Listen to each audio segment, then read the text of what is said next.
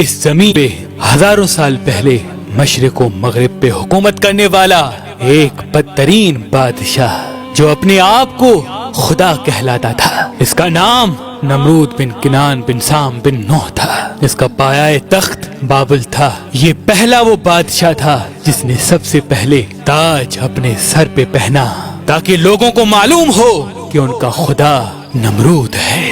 एक रात इस खुदा कहलाने वाले बादशाह ने ख्वाब देखा कि एक तारा आसमान में इस तरह से चमक रहा है कि उसके नजदीक सूरज और चांद बुझे हुए नजर आ रहे हैं। जैसे ही वो बेदार हुआ, अपने महल के नजूमियों से पूछा तो उन्होंने बताया, तुम्हारी सल्तनत में एक जवान ऐसा आएगा जो तेरा मर्तबा दबदबा खत्म कर देगा और इस तेरी हुकूमत को नीस्तो नाबूद कर देगा। बस नमरूद ने हजारों बच्चों को मरवा दिया और इस हुक्म को नाफिज किया कि मर्द औरतों से दूर रहें, लेकिन अल्लाह जो चाहे वो होके रहता है। अल्लाह ने अपनी रहमत के खजाने में से अपनी खलील का ज़ुहूर कर दिया।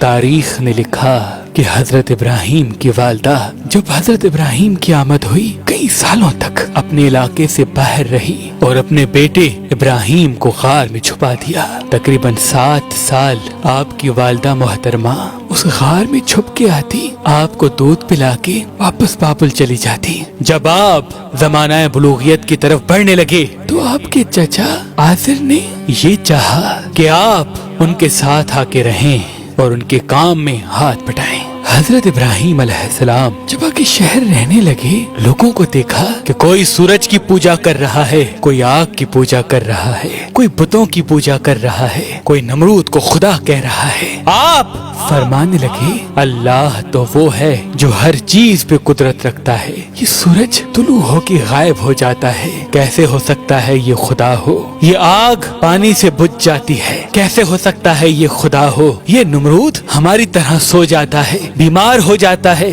कैसे हो सकता है ये खुदा हो?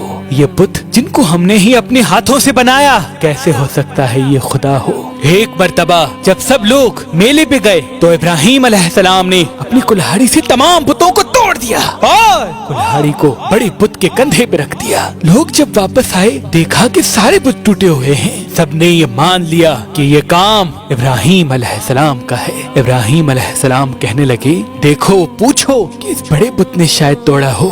सब हैरत से पूछने लगे कि ये बुत कैसे तोड़ सकता है? तो आप फरमाने लगे, मैं भी तो यही कहना चाहता हूँ कि जब ये किसी बुत को तोड़ नहीं सकता तो ये हमारा खुदा कैसे हो सकता है? नमरूद ने ये हुक्म नाफिज करवाया कि एक ऐसी आग जलाई जाए जिसमें इब्राहिम को इस तरह से जलाया जाए कि लोग इबरत हासिल करें। 2 सालों तक लकड़ियों को जमा किया गया और एक बहुत ही बड़ी आग जलाई गई। फरिश्तों ने अल्लाह की दरबार में फरियाद को बुलंद किया कि ऐ अल्लाह, हमें हुक्म दे कि हम तेरी खलील को बचा सकें। अल्लाह ने फरमाया, जाओ देखो, अगर इब्राहिम तुमसे मदद तलब करे तो जरूर उसकी मदद करना। हर एक फरिश्ता इब्राहिम के पास आके कहने लगा, ऐ अल्लाह के नबी, ऐ अल्लाह के खलील, हुक्म फरमाए, हम आपकी मदद करें। इब्राहिम ने फरमाया, मेरा दोस्त मेरी मदद करेगा, मेरा अल्लाह खुद मेरी हिफाजत करेगा। बस जैसे ही नमरूद ने मंजनी में डाल के अल्लाह के नबी को आग में डाला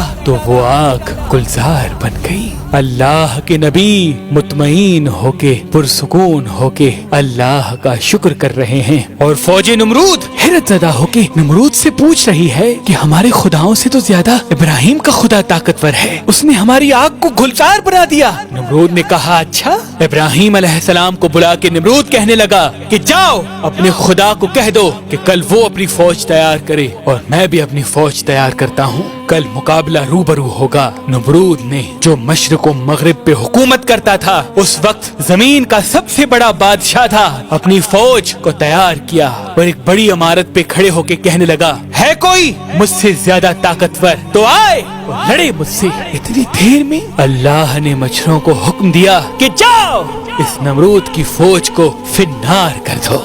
वहाँ से बड़े बड़े मच्छर आए और नमरूद की फौज के एक एक फर्द का खून और गोश्त खा गए। नमरूद हैरत ज़दा देख ही रहा था कि एक लंगड़ा मच्छर नमरूद की नाक में घुस गया। नमरूद अपने अपने सर को दीवारों पे मारने लगा कि मुझे कोई बचाए।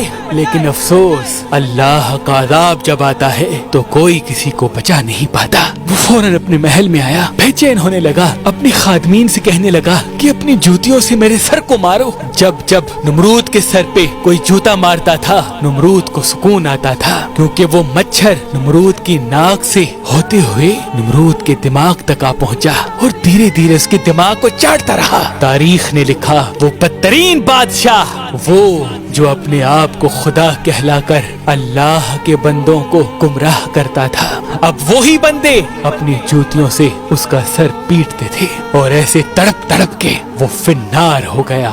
उसकी सल्तनत नीस्तो नाबूद हो गई। सलाम हो अल्लाह के नबी इब्राहिम खलीलुल्लाह पर।